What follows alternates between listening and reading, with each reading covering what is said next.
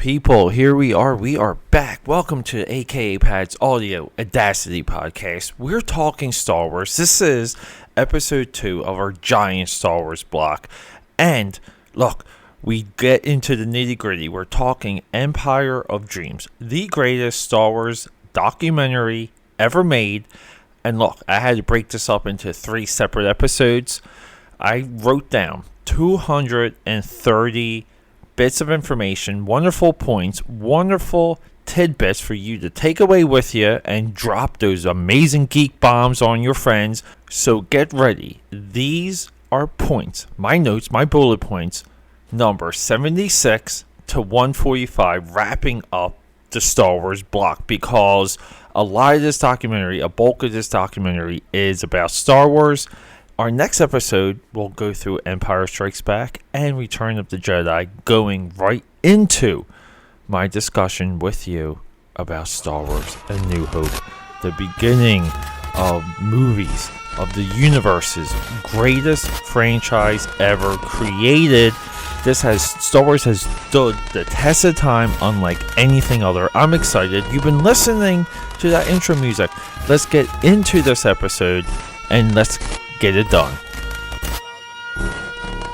Welcome back. That was a little bit of a ranting intro.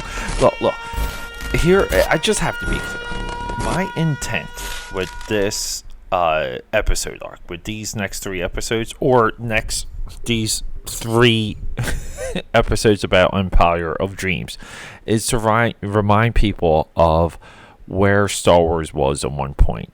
The enthusiasm and the love and the appreciation, and how between the media pushing everything around Star Wars, between the marketing engine, between Lucas getting more embedded into the minds of people of being like a creative genius. Not saying he's not, but Lucas rose to like a Walt Disney level post Empire Strikes Back. It wasn't until the late 90s and early 2000s where all of this stuff coagulated and solidified and became something else. There was such a level of enthusiasm that anything Star Wars got people excited, because it brought things back, and Star Wars wasn't away long enough, and it was never away long enough in the psyche of the culture, and that is probably its most valuable contribution to Americana. It's not the continuity. It's not any of these other facets that people really attach themselves to. Star Wars is just about these loose ideas, and they're fun, and they're fanciful, and they're imaginative, and they inspire us. Now, like the total alone that the people that Star Wars inspired, period, it's epic. We had a generation of creators. I remember reading so many interviews in the 90s, because I was a comic book junkie and I only read comic book magazines for a good stretch of my youth. Everyone interviewed that was breaking into comics at that point was inspired by Star Wars. Everyone, their favorite movie was Empire Strikes Back. Like every single one of these pencilers, creators, writers, the list goes on and on. But we're past that. And now Star Wars is postmodern, it's meta, and it has been deconstructed slowly. But the people who love Star Wars are the ones that kept it going. Again, the impact of a short film like Troops, it goes volumes beyond what the special editions did. Okay, that's what sustained the franchise, and that's a little bit of the revelation I had when I just did my Terminator block, which is I feel like the people can come in and correct the Terminator franchise and I feel like they should just give it away and let people do what they want with it.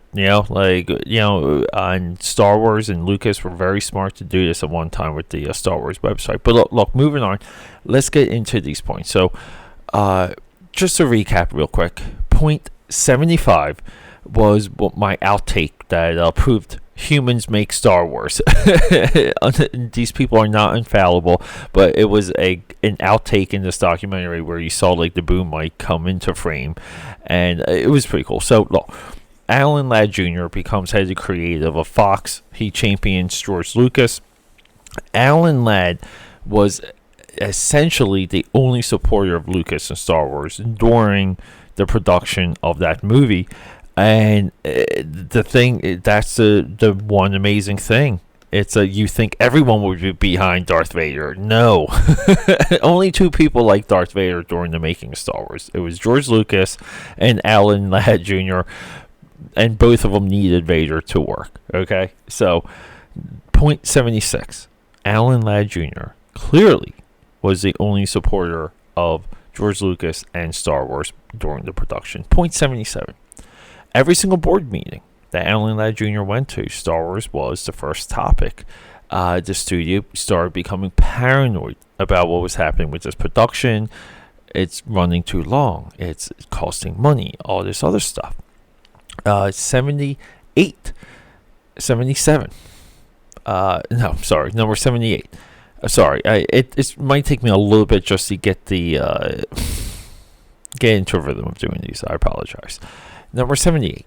There was a memo that Mark Hamill recounts about the Wookiee wearing pants. That's what the executives were worried about. And look, this is corporate filmmaking, but at the end of the day, corporations do a lot of good for movies, and they never get a fair shake. Because some of these people do know what they're doing. Number 79. Board of Directors of Fox started to panic. They wanted the film. They told Alan Ladd Jr., you need this film finished in 1 week. They gave him the ultimatum. Number 80. The board solution was to double the production. Double the production and get it done in a week regardless of the cost. Because missing the date was nothing. Was more important than the cost. So they were like, spend more money, but do not miss a date. 81. George Lucas was frantic to finish the movie. He was bicycling between sound stages day and night to really get the shooting done on time. 82. Fox slated Star Wars for Christmas 1976. Difficult shooting put the film behind schedule. So the film was behind relatively a year. 83. Lucas had to go from shooting to finishing with no break, meaning he started editing, laying in the sound effects, laying in all the extra stuff, and really forming the movie. He had no break. Traditionally, there's a break at that point, but nope, not for Lucas. 84. Lucas was shocked when he saw the first cut. He thought it was a disaster. Number 85. Lucas was not happy, and he started to edit the film himself. Okay. Number 86. Lucas realized his only hope was to start from scratch. Number 87. Lucas recruited Hirsch and Chu's wife, who was working with Scorsese on New York, to re-edit the movie. Number 88. The first task of the new editors was to put an energy into the movie. They felt like the movie needed a pace. Number 89. The team of 3 editors were able to work together faster. So they were in a incubation chamber, and again, probably little filter, little innovation. This is a creative formula we see time and time again. Take note of that. That's very important. Number 90.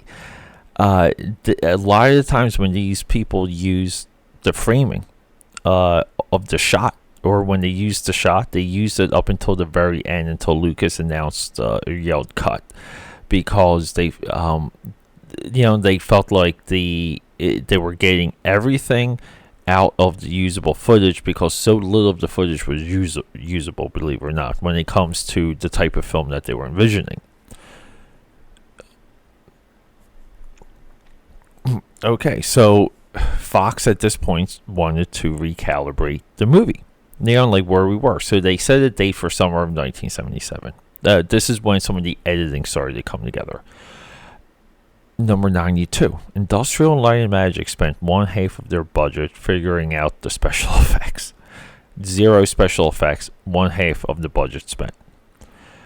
Number 93. When word hit Fox, when Fox got word that the state of the movie, even at this time, Fox wanted the entire movie shut down, they were going to take a loss.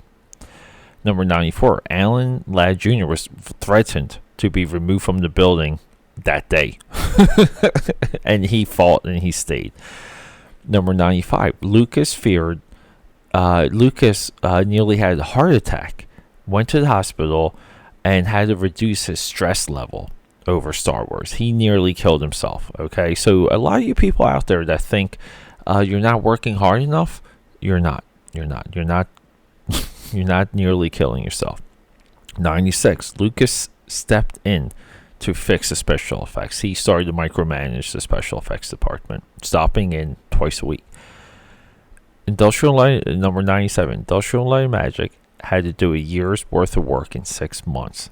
Number 98. Storyboards would not qualify as pre-visualizing what the special effects had to be. We started to see the birth of what became the animatic storyboard, meaning the motion storyboard to pre-visualize the movie even more accurately for the crew. Number 99. During winter, Star Wars started to take shape.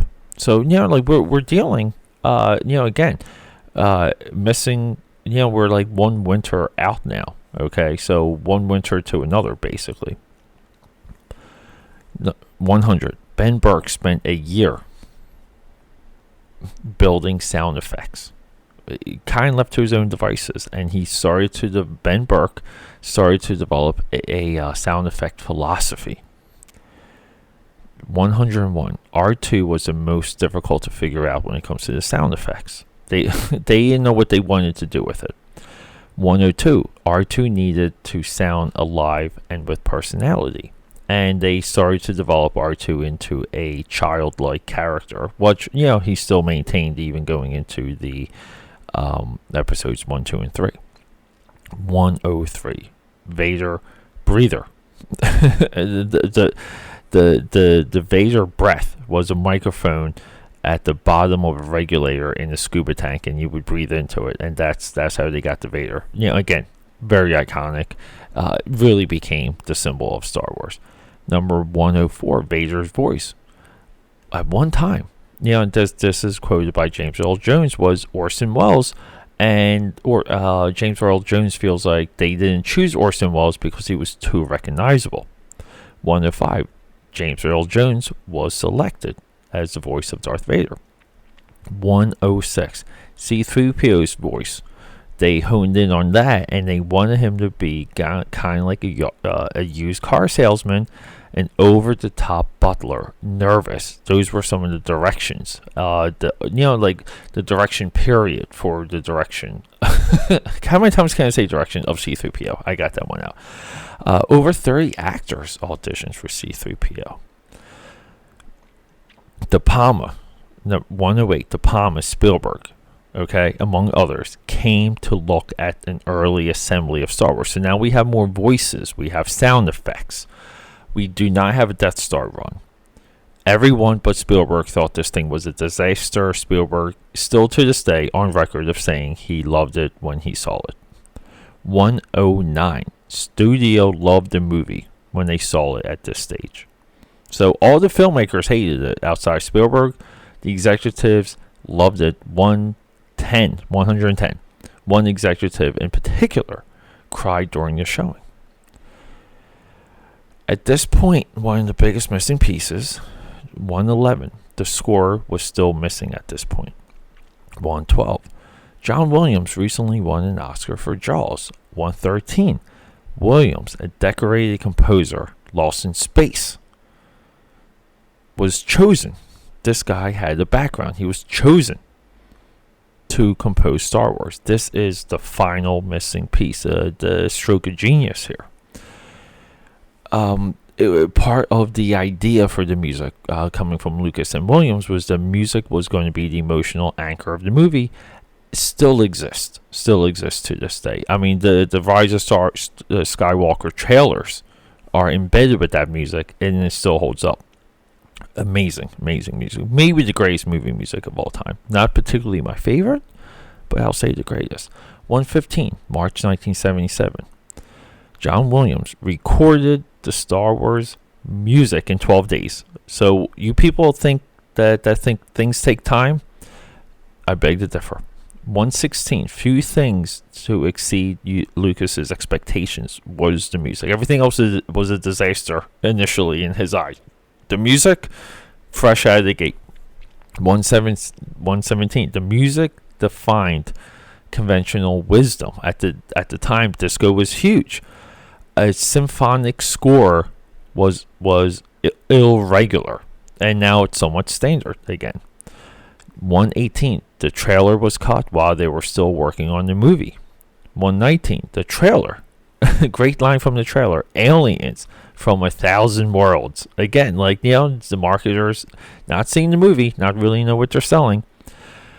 Another great line from the trailer. 120, Star Wars, 1 billion years in the making. 121, fewer than 40 theaters decided to show Star Wars. 122, The Other Side of Midnight is what theaters favored to show. So the studio had to pair the two together to try and move Star Wars and get eyeballs in front of Star Wars. 123, Fox and Lucas brace themselves for the worst. 124, May 25th, 1977, Star Wars is released. 125, the opening shot, the most important. Everyone knew it had to sell the movie. Everyone put their maximum efforts into the opening shots, which is the Star Destroyer chasing against Princess Leia in the blockade runner, heading towards Tatooine, I guess, right? Or somewhere. I don't know where she was going. Maybe you do. Let me know. I'm just thinking about that. Where the heck was Princess Leia going? 125. 126. Spielberg says he was dazzled when he saw the final version of Star Wars. 127. Hamill cites Star Wars as revolutionary. Cites it as a work of genius. Hamill is correct. 128. Joe Johnston told a wonderful story of when they were leaving the theater, people were asking him, a model builder, a drawer, a concept guy, for an autograph. Amazing. That's amazing. Today, the Marvel Studio guys they're huge on Instagram. They do regular autograph signings all the time. It's amazing. It's amazing that, concept artists are at that level now. They weren't. Joe Johnston could have been the first celebrity concept creator coming through a movie, not having success other places. I know we got Ralph McQuire, but Joe Johnston could be it. Joe Johnston too, also a heck of a filmmaker. 129. Star Wars is released in 37 theaters, only 37, and broke 37 house records. 130. Lines and lines and lines of people were around the blocks. Yeah, the enthusiasm for Star Wars all-time high. As of right now, I did see a report of some people lining up for Rise of Skywalker. That's enlightened. That's very hopeful. Pun intended. New hope. 131. The depression of the 70s. Hopefulness. See, the 70s brought this depression era of filmmaking, meaning the films were downbeat. We talked about this before. Star Wars, its clear hopefulness, space, fantasy captured people's imaginations. 132, may the force with 132, may the force be with you, became a thing. People wore buttons. It was a way to signal to other people that you were Star Wars, that you saw the movie. Again, we're talking pre-internet people. 133 changed everyone's lives that was involved. Everyone that was involved with Star Wars had opportunities after. This is the thing I say about Michael Bay and the Transformer movies. Michael Bay employed a lot of people for 5 Transformers movies. You know, he signed a lot of paychecks, and he got a lot of people good Christmases. So that's one of the reasons why I like the Transformer movies so much, and the Fast and Furious movies. They just employ a lot of people. Let's see here. We're 134. Lucas is credited for reinvigorating Hollywood. You know, like he brought in a level of business that people thought was unimaginable when it came to a movie. Now, comparatively speaking, and with inflation, it's still not a Gone with the level, level success. But look, whatever. 135. The Fox Studios stock price doubled when the figures came out for Star Wars. Everyone was money happy. 136. Fox, their most successful year, they made $37 million. In 1977, the profit of Star Wars alone was $77 million. 137. Movie, huge across Europe. Now we have a worldwide success. Alan Ladd Jr. I think Alan Ladd Jr. He sees a movie in Japan. 138. And it's silence, and he thinks it's going to bomb in Japan. He panics until he finds out that silence after a movie is a huge compliment from Japan, and I'm sure he was relieved after that. 139. Children started to adopt the movie. Again, the initial people that made Star Wars were adults. 140. We're 5 away.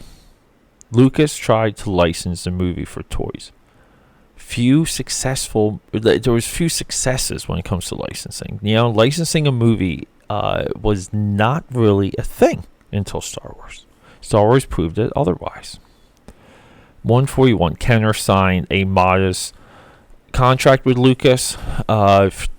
Kenner's perspective, they were just making a colorful toy line with space things. Whatever, and they took a shot and they won because every other toy company passed on Star Wars. Kenner was just like, okay. 142. The early bird voucher box, now legendary, was available for Christmas 1977. This was an empty box campaign, meaning you bought an empty box and you had vouchers to go back to the toy store to get the figures to fill the box once they were released. 143. Carrie Fisher had a wonderful line where she said, she in this documentary, she says, "You're not famous until your head is on the Pez dispenser." So very true. This past weekend, I bought a Thanos Pez dispenser for my work desk because I decorated with supervillains, and thought it was surreal to even buy a Thanos Pez dispenser. 1978 Academy Awards. Star Wars receives 10 nominations. 145. Wrapping this up. I'm so sorry. Reading these is not easy. It's a good exercise though. And wrapping it up. 145. Star Wars just about wins all the technical categories. Does not win Best Picture. Does not win any of the other nominations, but it wins the technical. And off the top of my head, I would say Annie Hall beats out Star Wars for Best Picture, and I would say rightfully so, because Annie Hall is a fantastic movie, and in my eyes, potentially more timeless than Star Wars. I know that's blasphemy, but there's a chunk of me that looks at Star Wars with a skunk eye nowadays, and that's only because it just never stopped. Star Wars is exhausting. But look, everyone. Next episode, we're going to, episode 264, we're going to go through Empire Strikes Back and everything this documentary said about Return of the Jedi, which has now become my second favorite Star Wars movie. Force Awakens is still my favorite. And again, not typical. Why isn't Empire? We'll talk about that later. But look, thanks for hanging out with me. I love you. Let's do more Star Wars. I hope you're ready.